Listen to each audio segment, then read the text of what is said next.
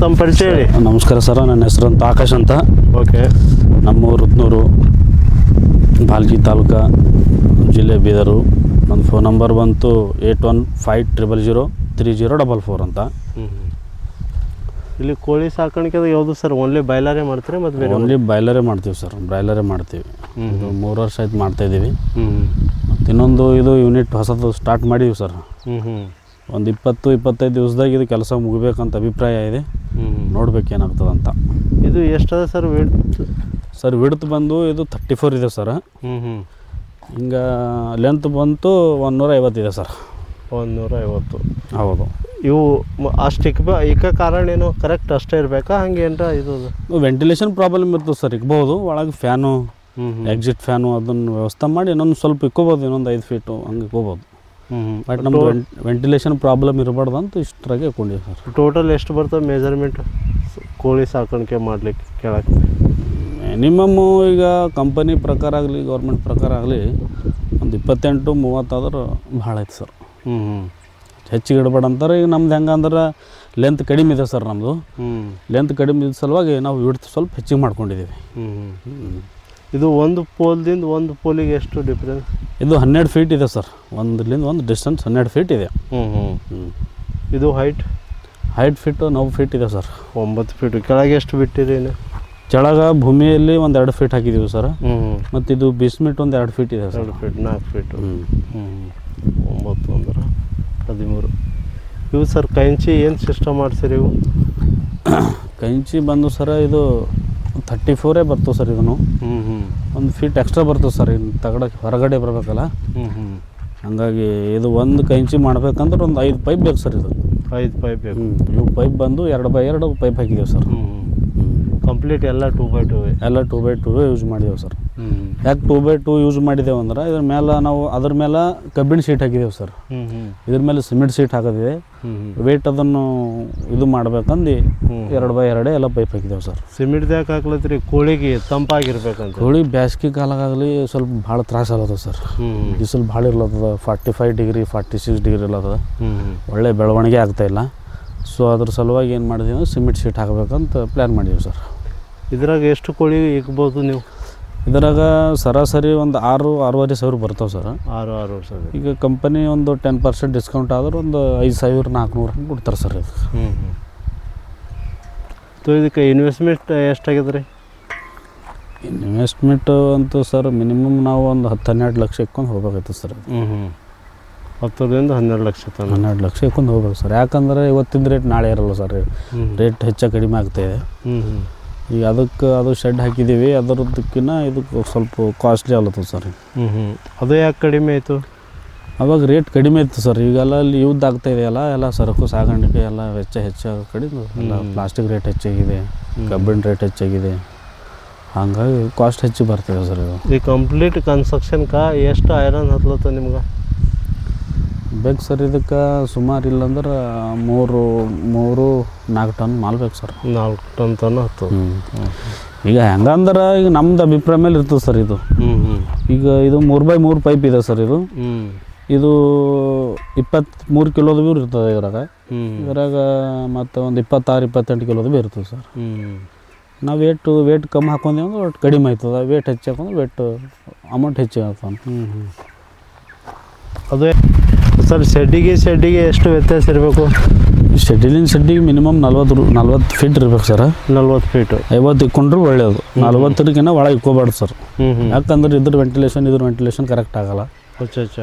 ಸ್ವಲ್ಪ ಹೊರಗಿಂದ ಗಾಳಿ ಬಂದ್ರೆ ಕ್ಲಿಯರ್ ಆಗ್ತದೆ ಸರ್. ಸರಿಯಾಗಿ ಆಗ್ತದೆ ಅಂತ. ಮಿನಿಮಮ್ ಅಂತೂ 40 ಇಕ್ಕೋಬೇಕು, ಒಳ್ಳೆಯದು. ಭೂಮಿದಿಂದ ಎಷ್ಟು ಹೈಟ್ ಇರಬೇಕು? ಭೂಮಿಲಿಂದ ಬಂದು ಸರ್ ಇದು ಸುಮಾರು ಒಂದು 1.5 ಫೀಟ್ 2 ಫೀಟ್ ಇರ್ಬೇಕು ಸರ್. ಒಂದು ಮ್ಯಾಕ್ಸಿಮಮ್ ಒಂದು 2 ಫೀಟ್ ತನಕ ಇರಬೇಕು. ಇದು ಒಳ್ಳೆಯದು. ಮಳೆ ನೀರು ಬರಲ್ಲ ಮತ್ತು ತಂಪು ಹಿಡಿಯಲ್ಲ.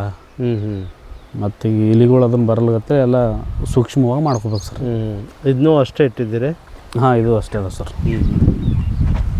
ಸರ್ ಇವು ಏನು ಕೋಳಿ ಅವ ಸರ್? ಯಾವ ಕಂಪನಿ ಇದಾವ? ಎಷ್ಟು ವರ್ಷದಿಂದ ಹಾಕ್ಲತ್ತೀರಿ ಇವು? ಸರ್ ಇವು ಕೋಳಿ ಬಂದುಬಿಟ್ಟು ಸ್ನೇಹ ಕಂಪನಿ ಇದ್ದೀವಿ ಸರ್. ಇವು ಬ್ರಾಯ್ಲರ್ ಕೋಳಿ ಇವೆ ಸರ್.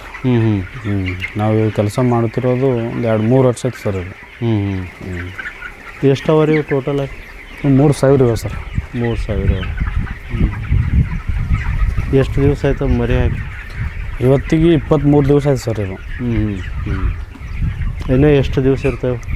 ಇನ್ನೊಂದು ಇರ್ತಾವೆ ಸರ್, ಇನ್ನೊಂದು ವಾರ, 1-2 ವಾರ ಇರ್ತಾವೆ ಸರ್. 2 ವಾರ ಅಂದ್ರೆ ಒಂದು 15-16 ದಿವಸ ಇರ್ತಾವೆ ಸರ್ ಅಷ್ಟೇ. ಅದು ಸ್ನೇಹ ಕಂಪನಿದು ಹೆಂಗದ ಸಿಸ್ಟಮೆಟಿಕ್ ಅಂದ್ರೆ ಸರ್ ಅವರೇ ಫೀಡ್ ಕೊಡ್ತಾರೆ, ಮೆಡಿಸಿನ್ ಕೊಡ್ತಾರೆ, ಅವರೇ ಚೆಕ್ಸ್ ಕೊಡ್ತಾರೆ ಸರ್. ಈಗ ಅದ್ರ ಮೇಲೆ ಅವರು ನಮಗೆ FCR ಅಂತ ತೆಗಿತಾರೆ ಸರ್. ಎಲ್ಲ ಕೊಟ್ಟ ನಂತರ ಅವ್ರಿಗೆ ಗ್ರೋವಿಂಗ್ ಮಾಡಿಕೊಡ್ಬೇಕು. ನಾವು ಸಣ್ಣ ಮರಿ ಇದ್ದಿಂದ ದೊಡ್ಡದು ಮಾಡಿಕೊಡ್ಬೇಕು.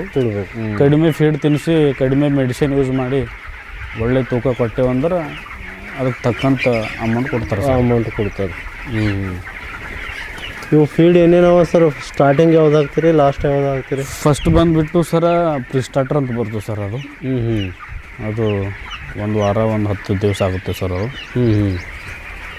ಸೆಕೆಂಡ್ ಬಂದು ಅದ್ರ ನಂತರ ಸ್ಟಾರ್ಟರ್ ಬರ್ತದೆ ಸರ್. ಅದ್ರ ನಂತರ ಫಿನಿಷರ್ ಬರ್ತದೆ ಸರ್. ಇವು ಸ್ಟಾರ್ಟರು, ಇದು ಸ್ಟಾರ್ಟರ್ ಬಂದುಬಿಟ್ಟು ಎಲ್ಲ ಇದ್ರದ್ದು ಪಾರ್ಟ್ಸ್ಗಳು ಗಟ್ಟಿ ಆಗ್ತಾವೆ ಸರ್. ಎಲ್ಲ ಮೆಡಿಷನ್ಲಿಂದ ಇದು ಫಿನಿಷರ್ ಬಂತು ಅಂದ್ರೆ ಮಾಂಸ ಅದ್ರ ಗಟ್ಟಿ ಆಗ್ಬಿಡ್ತದೆ ಸರ್. ಒಳ್ಳೆ ಊಟ ಮಾಡೋಕ್ಕಂತ ಒಂದು ಪ್ರಮಾಣ ಬರ್ತದೆ ಸರ್. ಇವು ಮ್ಯಾಕ್ಸಿಮಮ್ ಎಷ್ಟು ತಿಂಗಳದಾಗ ಎಷ್ಟು kg ಬರಬೇಕು? ಇವು ಬಂದ್ಬಿಟ್ಟು ನೋಡಿ ಸರ, ಒಂದು ವಾರದಲ್ಲಿ ಕಂಪನಿ ಪ್ರಕಾರ 240 ಇರ್ತದೆ ಸರ್. ನಮಗೆ ಬಂದುಬಿಟ್ಟು 200 ಬರ್ತದೆ, 230 ಬರ್ತದೆ ಸರ್, 220 ಬರ್ತದೆ. ಕ್ಲೈಮೇಟ್ ಮೇಲೆ ಹೋಗ್ತದೆ ಸರ್. ನೆಕ್ಸ್ಟ್ 2ನೇ ವಾರ ಬಂದುಬಿಟ್ಟು 580 ಗ್ರಾಮ್ ಅಂತ ಇರ್ತದೆ. ನಮ್ಮಲ್ಲಿ 540-20. ಹಾಂ, ಒಂದೆರಡು ಕಮೌಂಟ್ರನ್ನು ಅವ್ರು ಹೇಳ್ತಾರೆ ಈ ಥರ ಮಾಡಿರಿ, ಈ ಥರ ಮಾಡೋದು ಸಜೆಷನ್ ಕೊಡ್ತಾರೆ ಸರ್ ಅವರು. 3ನೇ ವಾರ ಬಂದುಬಿಟ್ಟು 1 ಕಿಲೋ 100 ಗ್ರಾಮ್ ಬರ್ತದೆ ಸರ್. ಈಗ ನಮ್ಮಲ್ಲಿ 1 ಕಿಲೋ 980, 970 ಅಂತ ಹಿಂಗೆ ಬಂದುಬಿಡ್ತವೆ ಸರ್ ಮರಿಗಳು. 6,000 ಅವರು ಎಷ್ಟು ಹಾಕಿರಿ ಕಂಪ್ಲೀಟ್? ಇದು 3,000 ಹಾಕಿದ್ದೇವೆ ಸರ್. 3,000 ಅಂದ್ರೆ ಇದ್ರೊಳಗೆ ಶೆಡ್ಡಿನ 3,000 ಹಿಡಿತೀವಿ ಸರ್. ಇದು 30 ಬಿಡ್ತಿದೆ ಸರ್. ಇದು ಕಡಿಮೆ ಇದೆ. 120 ಲೆಂತ್ ಇದೆ ಸರ್. ಇದು ಈ 3,000 ಕಂಪ್ಲೀಟ್ ಮಾಡಿ ಅವ್ರು ಅಂದ್ಕೊಂಡಿದ್ದು ವೇಟ್ ಕೊಡ್ಲಿಕ್ಕೆ ಎಷ್ಟು ದಿವಸ ಬೇಕು? ಅದು ಸರಾಸರಿ 43-45 ದಿವಸ ಕೊಡ್ಬೋದು ಸರ್. 45 ದಿವಸ ಅಂದ್ರೆ ಇದು ಒಂದು ವಾರಕ್ಕೆ ಒಂದು ಸಲ ಇದ್ರದ್ದು ವೇಟ್ ಆಗಿಬಿಡ್ತವೆ ಸರ್. ವೇಟ್ ಚೆಕಿಂಗ್ ಮಾಡಿಬಿಡ್ತೀವಿ. ಯಾಕೆ ಕಡಿಮೆ ಊಟ ಮಾಡತ್ತಾವೆ ಇವು, ಮತ್ತು ವೇಟ್ ಇದ್ರ ಮಾಂಸಕ್ಕೆ ಬೆಳೆ ಹೊಂಟದಂತೆಲ್ಲ ತಿಳಿಪಡುತ್ತೆ. ವಾರಕ್ಕೆ ಒಂದು ಸಲ ನೋಡಿದಾಗ ಏನರ ಡಿಸ್ಟೆನ್ಸ್ ಇತ್ತು, ಏನರ ಮಿಸ್ಟೇಕ್ ಇತ್ತು ಅಂದ್ರೆ ಎಲ್ಲ ಕ್ಲಿಯರ್ ಆಗ್ಬೋದು ಒಂದು ವಾರದಾಗೆ. ನೀವು 3,000 ಅವ್ರು ಲಿಫ್ಟ್ ಮಾಡಿದ ಮೇಲೆ ಎಷ್ಟು ಬರ್ಬೋದು ನಿಮ್ಮದು ಎಲ್ಲ ಹೋಗಿ ಕಟಿಂಗ್ ಮಾಡಿದ್ಮೇಲೆ? ಈ ವೇಟ್ ಅಂತೀರಾ? ದುಡ್ಡು ಸರ್ ನಿಮಗೆ ಎಷ್ಟು ಉಳಿಬೋದು? ದುಡ್ಡು ಕಂಪನಿ ಪ್ರಕಾರ ಸರ್ ಒಳ್ಳೆ ವೇಟ್ ಕೊಟ್ಟೇವಂದ್ರೆ ಒಂದು 8 ರೂಪಾಯಿ 9 ರೂಪಾಯಿ ಕೊಡ್ಬೋದು.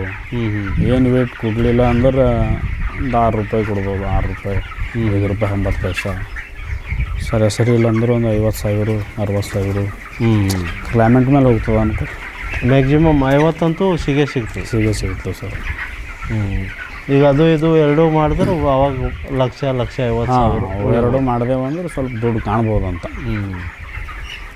ಕೋಳಿದಾಗ ಇದು ಮಿನಿಮಮ್ ಸ್ಟಾರ್ಟ್ ಮಾಡಬೇಕಾದರೂ ಎಷ್ಟು ದಿನದಿಂದ ಸ್ಟಾರ್ಟ್ ಮಾಡ್ಬೋದು? ಮಿನಿಮಮ್ ಮಾಡ್ಬೇಕಂದ್ರೆ ಸರ್ 3,000ಲಿಂದ ಮಾಡಬೇಕು ಉತ್ತಮ. ಹಂಗಾರೆ 5,000ಲಿಂದ ಮಾಡಬೇಕು. ಈಗೆಲ್ಲ ಸ್ವಲ್ಪ ದುಡ್ಡಿನ ಸಮಸ್ಯೆ ಇತ್ತು, 3,000 ಮಾಡ್ಬೋದು. ನಾವು ಕೆಲಸ ಮಾಡಿನಕ ಮತ್ತು ಇಲ್ಲೆಲ್ಲ ದುಡ್ದಿನಕ ಪೇಮೆಂಟ್ ಸಿಗಬೇಕಂದ್ರೆ ಮಿನಿಮಮ್ 3,000 ಮಾಡ್ಬೇಕು ಸರ್. ಇದ್ರ ಮೆಡಿಸಿನ್ ಎಲ್ಲ ಮತ್ತು ವೇಸ್ಟ್ ಆಗುತ್ತಾವೆ. ನಾವು 2,000 ತಂದೆವು, 3,000 ಡೋಸ್ ಇರ್ತದೆ. ಹಿಂಗೆಲ್ಲ ವೇಸ್ಟ್ ಆಗಿಬಿಡ್ತದೆ. ಇನ್ನೊಂದು, ನೀವು ಓನ್ ಮಾಡೋದು ಸರಿಯಾಗದ ಅಂತೀರಿ, ನೀವು ಕಂಪನಿ ಟೈಪ್ ಆಗಿ ಮಾಡೋದೇ ಸರಿಯಾಗದ ಅಂತೀರಿ? ಈಗ ಓನ್ ಮಾಡೋದು ಸರಿ ಅಂದ್ರೆ ಹೆಂಗೆ ಸರ್ ಅಂದ್ರೆ ರೇಟು ನಮ್ಮ ಕೈದಾಗಿರಲ್ಲ, ರೈತರ ಕೈದಾಗಿರಲ್ಲ, ಕಂಪನಿ ಕೈದಾಗಿರ್ತದೆ. ನಾವು ಒಂದು ವೇಳೆ ರಿಸ್ಕ್ ತೊಗೊಂಡು ನಾವು ಹಾಕಿದೀವಿ ಅಂದ್ರೆ ಈ ಸಣ್ಣ ಫಾರಮ್ದಾಗೆ ಇಲ್ಲಂದ್ರೆ ನಮ್ಗೆ ಒಂದು 7 ಲಕ್ಷ 8 ಲಕ್ಷ ರೂಪಾಯಿ ಬೇಕು ಸರ್. ರೇಟ್ ಇತ್ತು ಒಳ್ಳೆಯದ, ಇರಲಿಲ್ಲ ಅಂದ್ರೆ 8 ಲಕ್ಷ ರೂಪಾಯಿಲಾಗ ಒಂದು 2 ಲಕ್ಷ 3 ಲಕ್ಷ ರೂಪಾಯಿ ಲಾಸ್ ಆಗುತ್ತೆ. ಹಾಗಾಗಿ ಸ್ವಲ್ಪ ಕಷ್ಟನೇ. ಕಂಪನಿ ಇತ್ತಂದ್ರೆ ಕಂಪನಿಗೆ ಪ್ರಾಫಿಟ್ಟು ಲಾಸ್ ಆದಾಗ್ತದೆ. ನಮಗೆ ಆದಂಥ ಒಂದು ನಿಗದಿತ ಬೆಲೆ ಕೊಡ್ತಾರೆ, ಏನಾಗಲ್ಲ ಅನ್ಕೊ.